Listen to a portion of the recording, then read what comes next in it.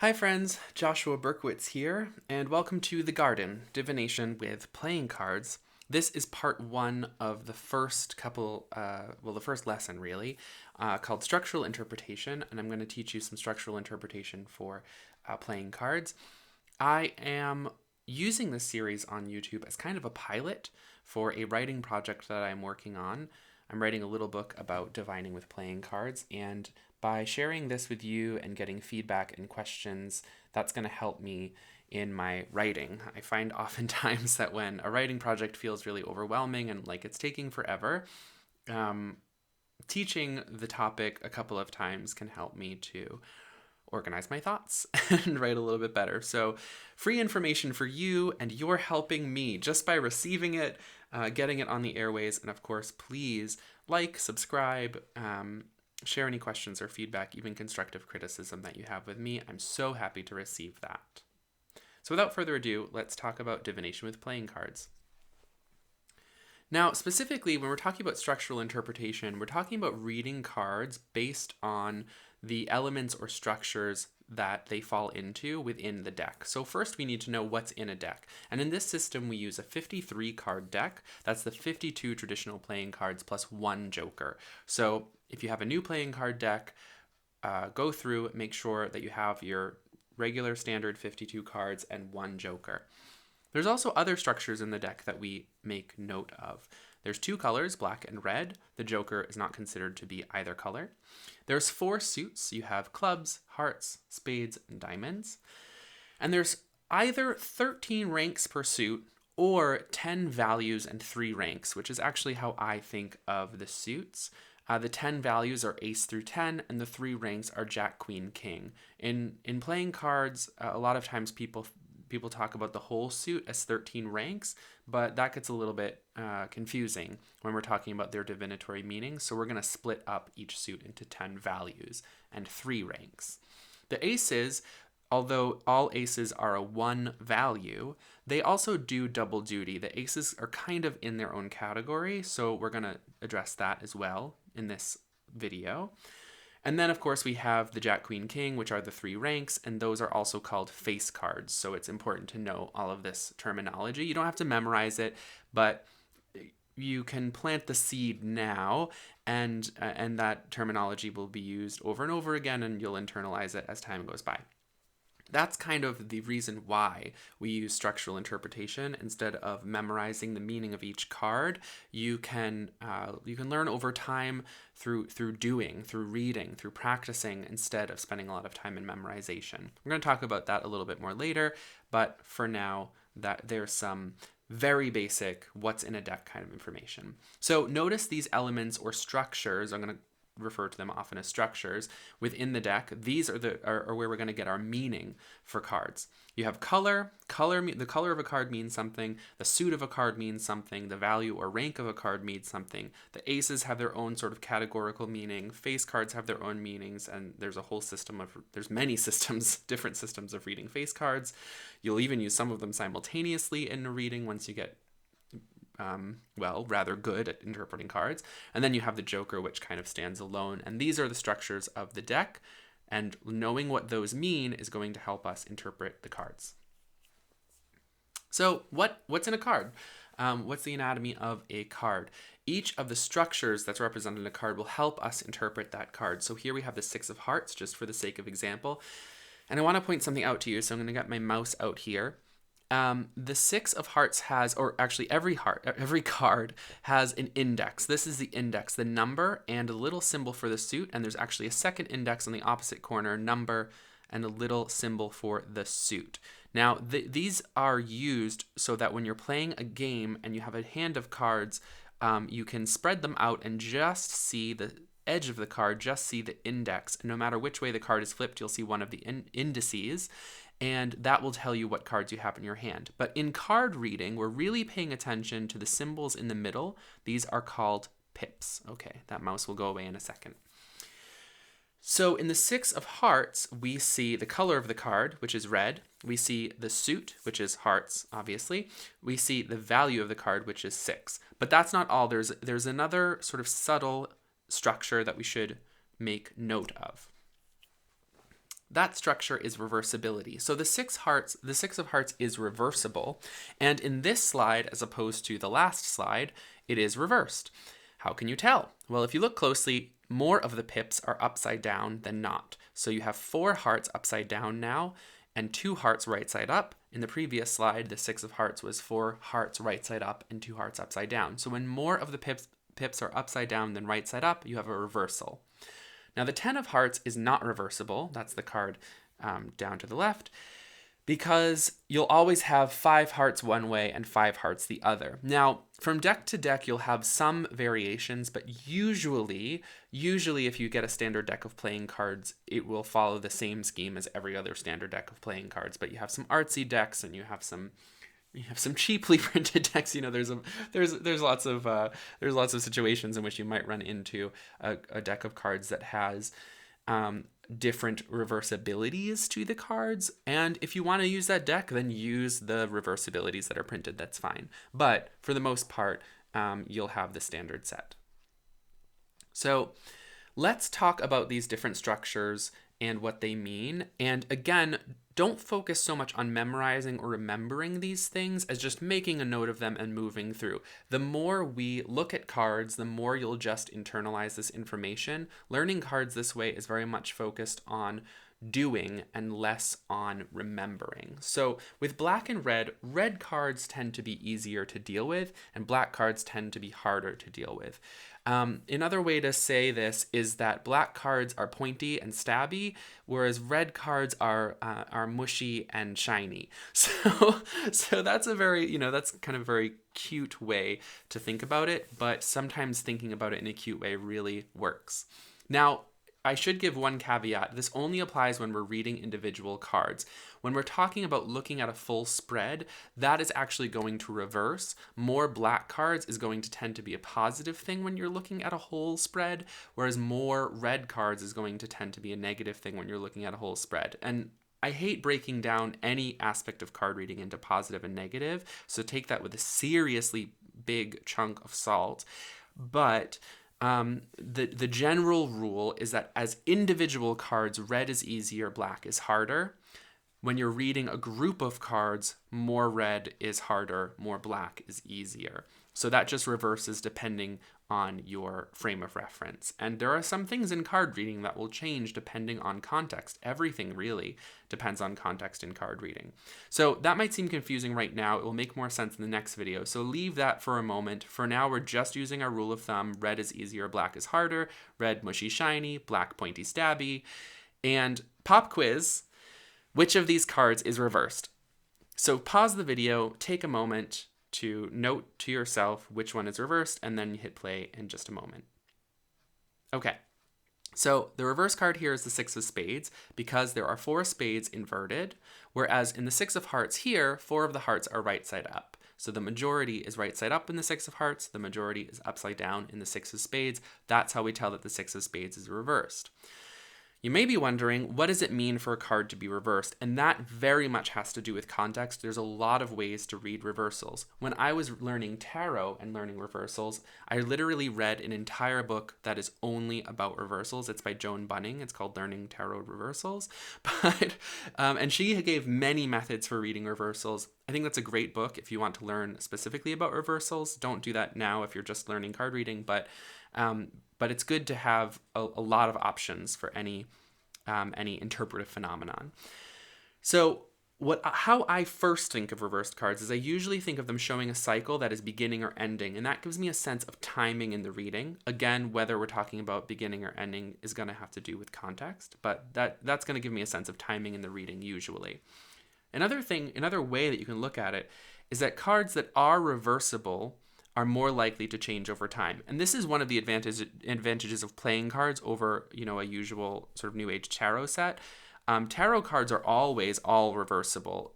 In almost any deck that you buy nowadays, all of the cards can be reversed. In playing cards, only certain cards can be reversed. There are cards that can't be, like the tens. The tens can't be reversed because the shape and orientation of the pips is always the same no matter how the cards are facing. So reversible cards are more likely to change over time. 10s are going to be harder to change than 6s. 6s are going to be more fleeting and more temporal. Okay, let's not dwell too much on reversals. Let's get into the next structure of the deck, which is suits. So here are all the jacks, club, heart, spade, diamond. They're all there. And of course, these we're looking at the indices, the indices of the jacks here. I like that I found not clip art. I like that I found a photo on Canva with the jacks in the order of the suits that I use. That's really convenient. And this is the order of suits I use. And I do use terminology like high and low here, or upper and lower. So just, again, take that with a grain of salt. Not trying to create a hierarchy of cards necessarily, but we need some organizing principles to keep things straight. So clubs are creativity, work, agreements. Hearts are easier emotions, intuition, recreation. Spades are harder emotions, intellect, suffering. And diamonds are money, career, and pragmatism. If you're familiar with the Western 4-element system and that's helpful to you, you can use it to think about what these cards mean. So clubs is fire, hearts is water, spades is air, and diamonds is earth. And if you go through and think about, okay, fire, creativity, work, agreements, okay, yeah. Hearts, easier emotions, intuition, recreation, water, yeah, okay, cool. So you can make those associations with the elements. If that's more confusing for you, forget about it. We'll talk about elemental considerations in a future video. But if that's helpful to you, it's a good shorthand for the suits: fire, water, air, and earth, clubs, hearts, spades, and diamonds. Now, you can also just use the structures that we've been learning so far to determine the meanings of the suits. Clubs are black. Clubs and spades are black, so they're going to tend to be the harder, more serious cards. Hearts and diamonds are red, so those are going to tend to be the mushier, more nice cards. The clubs are higher than the spades, so they're going to tend to be more spiritual in nature. They're going to have to do with vocation. They're going to have to do with sacred agreements. They're going to have to do with creativity, which is really like inspiration. Whereas the spades is going to be about your own thinking, not necessarily inspired thinking. It's going to be about distance from God, which is suffering. It's going to be about more difficult emotions that have to do with separation from the divine. So this is a little bit of a woo-woo kind of spiritual way to look at the cards, but that's what I do. So the upper black has more to do with the serious things, but that are closer to divinity and spirituality, whereas the spades has to do with serious things that are further away from that. Now you can look at the hearts and diamonds the same way. Mushy upper cards are going to be about intuition, prophecy, enjoyable things, joy, easier emotions. Diamonds, the lower red cards, are going to be about still good things, but more earthbound things: money, career, pragmatism. Pragmatism. Yes, indeed, a good thing sometimes. So again, here's another way to look at it. Upper cards tend to be more about giving or losing something. And to be clear about that, giving and losing in divination tend to be the same thing. So losing an illness could be a good thing, and receiving an illness would be a bad thing. So losing isn't always bad, and receiving isn't always good. So don't mistake that. Upper cards tend to be more about giving or losing, and you're going to see the good kind of giving or losing with hearts and the difficult kind of giving or losing with clubs. Lower cards tend to be about taking or receiving. You're going to see the good kind, the enjoyable kind of taking and receiving from diamonds, where the difficult kind of taking and receiving comes from spades.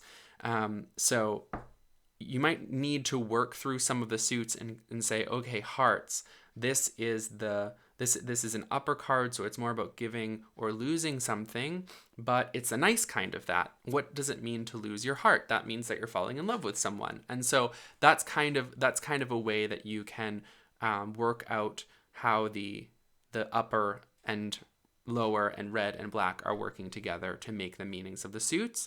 But it's also useful to learn the keywords that I give for the suits. It's just 12 words of memorization, so that you have something to go on other than just upper black, upper red, etc. So that was a little bit complicated. Pause if you need to make a note. But again, this is mostly just about planting seeds, and you'll get this stuff. It will click over time.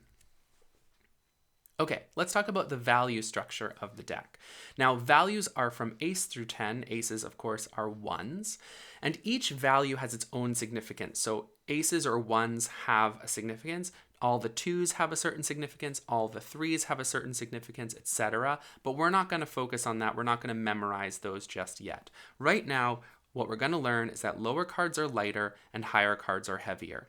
Aces are the lowest possible, lightest cards. Tens are the highest possible, heaviest cards. Lighter cards also are easier to handle and to change. Heavier cards are difficult to change. So remember this and you're good to go pretty much. Think of it as a spectrum. Also remember that the face cards are in their own category. So face cards are not going to be, we're not thinking of the face cards as 11, 12, and 13, where they're really difficult to change because they're beyond 10. No, they're in their own category. That's why we separate them out. Face cards are not heavy and difficult to change. Face cards represent something entirely different, and so we leave them out of the value situation. Okay, pop quiz time. Using only what you know so far, say everything you can about this card, the 10 of clubs. Pause your video now and do that before you hit play again to hear my answer.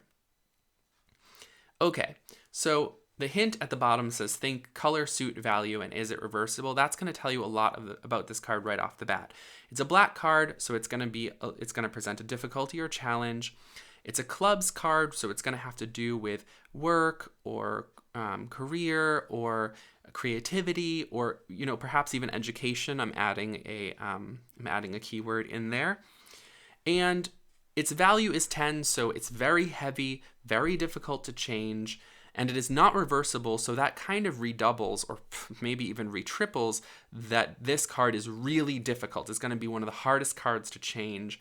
And if you want to change whatever this 10 of clubs represents, it's going to take a long time and a lot of concerted effort and focus. That's a lot of information without actually even talking about what the 10 of clubs by itself means. We got all of that information out of the structures of the deck, the color, the suit, the value, and whether or not it's reversible. And being able to know those structures, you can actually get a lot of information out of each card and indeed do a one-card reading. So if we think about what the 10 of clubs means by itself, its sort of divinatory meaning, I would say that usually the 10 of cards represents a debt or an indebtedness or obligation to someone. And if you think about the structural interpretation with the divinatory meaning, it really does make sense. And so it's good when that all works together. It doesn't always work together that neatly, but it's good when that works together. And this is one example of when the structural meaning and the divinatory keywords that we learn from books usually it's nice when they match up, and that's one example. Okay, so let's talk about aces. Aces are low, they are the ones, but they're also in a category of their own, and so they sort of do double duty. As low values, they represent things that can be easily used by the querent. I like to use the phrase the keyword resource, a resource that the querent has.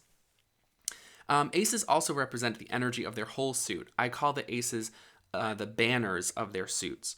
So, for example, the ace of diamonds represents the essence of the suit of diamonds: money, career, practical things, all the things that the suit of diamonds represents. And notice that it's red, so it's an easier card. Nice. Here's the tip. Think of aces as resources the querent can use to solve the problem at hand. Now, that doesn't always mean, again, I want to caution you away from this idea that ace of diamonds is always going to be a positive card. It's going to tend to be a positive card because of the things we've already discussed. However, let's say you have an ace of diamonds at the beginning of a reading, and then all the cards after that are really difficult. What does that show us? It shows us that the querent has started out with some money or some resources, and now there's all these difficulties that maybe are gonna chip away at that and present some difficulties in figuring out how to manage the resources that they have. Let's say that there's a lot of these difficult cards and the reading ends in an ace of diamonds. That's going to be different. That's going to show us that it's actually more likely that the querent is going to run into some trouble but end up finding the resources to be able to deal with it, to answer the problem, to solve the problem at hand.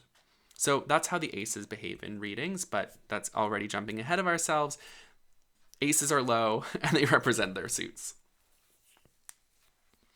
Okay, let's talk about face cards. Face cards can represent a bunch of different things, but here's the 3 things that I want you to know that they represent. They can represent the querent, which is the person who's getting the reading. That also means you if you are reading for yourself. I very much encourage you to read for yourself. I think there's a sort of idea that goes around that people have had for a really long time that you shouldn't do a reading for yourself. I think that's an absurd idea, and I think that the reason why people think that is because someone at some point needed to make some cash and did not want people going home and learning how to do their own readings. So I ignore that entirely. You can do readings for yourself, and I really encourage you to do readings for yourself to learn the cards. We learn by doing in structural interpretation, so do. So you are the querent if you're doing a reading for yourself. If you're giving a reading to a friend or family member or to a client, that person is the querent. And face cards can, in certain circumstances, represent the querent. They can also represent another person in the querent's life. Again, it's going to be from the context of the reading that you can tell who's who. And they can also represent aspects of the querent's personality. So again, context is going to be key for that. Although I will say that in more practical readings, like readings about money or relationships, the face cards tend to represent other people. In readings that are more personal, like spiritual readings, readings about finding one's calling, then in readings like that, the face cards are more likely to represent the querent. We're going to learn more about face cards in another lesson, but again, I want to plant those seeds and get you thinking about the structures of the deck. Let's talk about the Joker. Now, this card, this Joker card I'm showing you is from a different deck because the artist who made the clip art for all the previous cards I've shown you did not make a Joker for his collection or her collection or their collection, so no Joker in the same style. But this one I actually really like for a couple of reasons. We're going to do the second paragraph of the slide first because this Joker's symbolism is that he is holding or juggling with all of the signs of the suits, and that's that's really the core of the Joker's symbolism, because in really old decks there was a character called the bateleur in French, which is, I don't know if I'm pronouncing that correctly, I tried my best, which is really the juggler, and the juggler would juggle the signs of or the suits of the deck. And so what that symbolizes is mastery of the elements of the circumstances of life. It's very powerful symbolism. However, on the other hand, it can also represent complete helplessness, that the aspects, the elements of life are kind of overwhelming. Depends on how well the Joker is juggling, I suppose. You could also use reversal for that. If your Joker is reversible, then perhaps a reverse Joker shows helplessness, and the upright Joker shows mastery of the situation. A third thing that the Joker can represent is the presence of God. So when the Joker comes up in a certain place in the reading, we'll say that you really need to trust in God in that area of life, or you really, this is a part of the reading where this is really fixed, like this is not in your hands, this is in God's hands, this is a fate kind of thing. We have to be really careful with that kind of interpretation, but that's a possibility as well. Now, there's a lot of debate in the tarot world about which tarot card represents the Joker. Some people would say that it's the Fool, and some people would say that it's the Magician. If you know tarot at all, you don't need to be able to read playing cards. In fact, sometimes it's easier to learn playing cards if you don't know tarot first, because then you don't have all the baggage of tarot that you're like carrying over into playing cards. But if you do know tarot, then you can kind of think of the Joker as the Fool and the Magician combined. The Joker can be the Fool, where it's like total helplessness, just like going along with the flow, walking straight off a cliff without even noticing it, which is the symbolism of the tarot's Fool. Or it could be the Magician, total mastery, totally in control, great agency, totally aware of everything happening around them. It can really go either way depending on context, perhaps depending on reversal, all of those things.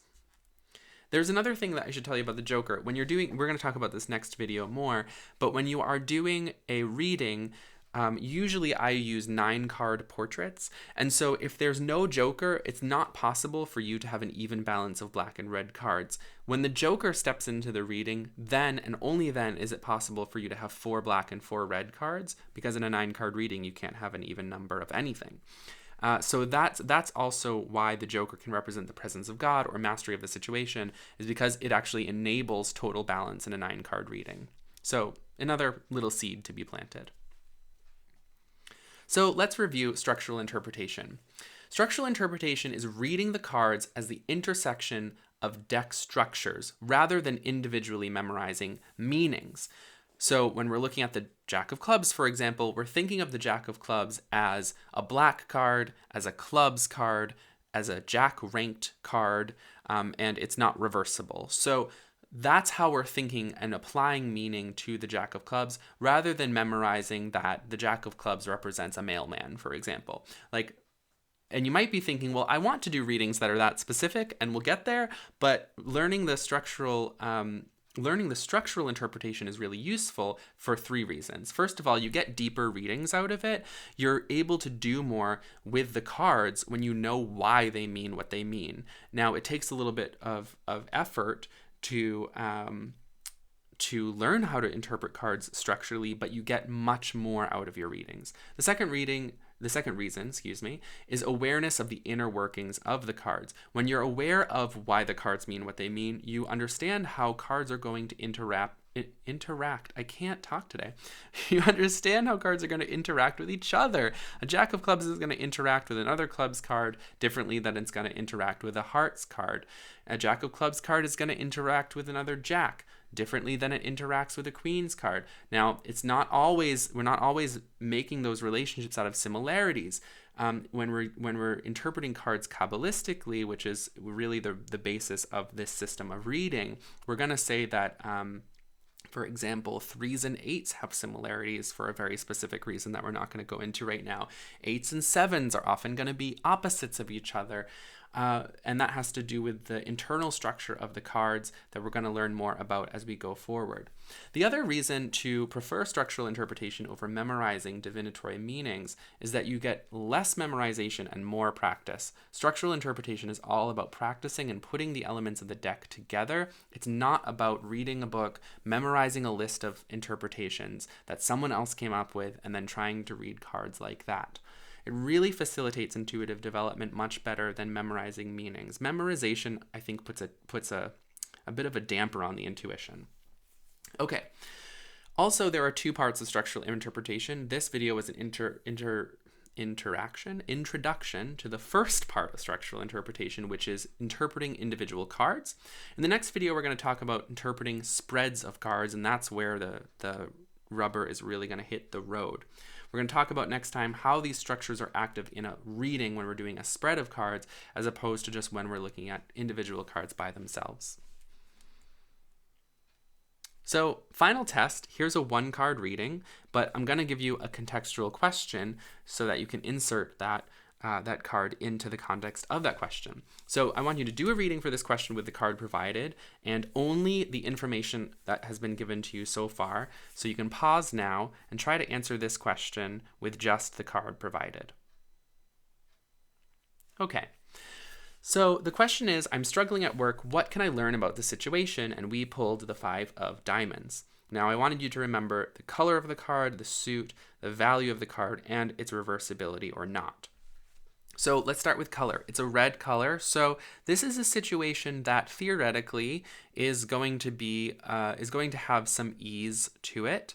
This is a situation where maybe, when I get a card, especially in a 1-card reading, and the card is like, hey, I'm a red card. This is easier than you think it's going to be. I'm always going to imply that in my head for some reason. There's something about the red cards where it's like, this came up, I had a question. Clearly, I said I'm struggling at work, so when an easy card comes up, it's like, hey, stop making this so difficult in your head. It's not as difficult as it looks. On the other hand, that is a kind of a challenge. So even though the card is red, in the context of this question, you're sort of challenging the querent's assessment of the situation, because right there in the question, you have this struggle, and the card is not such a struggle bus card. Okay. So that's what the red card is doing. What's the suit doing? Diamonds. Diamonds are about pragmatism. They're about work. So that makes sense that it came up with a work reading. And what we're going to look at here is you need to be practical. You have to take a practical approach Be realistic. Do what you need to do to get the job done. That's the message of diamonds in the context of this question. Maybe if we put those two things together, the idea that perhaps the querent is not seeing things clearly, and put that together with the idea that the querent needs to approach this situation with pragmatism. If we put those together, we get this idea that, well, maybe if you focus on the tasks that you need to do and not so much on the ideas of what's going on at work, you'll be able to get through. Sometimes we tell ourselves stories, and those stories we tell ourselves really get us frustrated or upset about situations, even more so than we need to be, than what's reasonable. So that could be happening here. Okay, moving along. The value of the card is 5, smack dab in the middle of our spectrum. So yeah, it is a situation where there's clearly some difficulty, but it's in the middle. So that shows us again, like, yeah, there's an experience of difficulty, but you can change the situation. And finally, is there reversibility? No. So now we have a conflict. Maybe the situation is hard for you to change, but think about what that means. Think about what I just said. A lot of times intuitive development and divination is about noticing and listening to ourselves when we talk. The value of the card shows us that it's a situation that may be difficult but can be changed.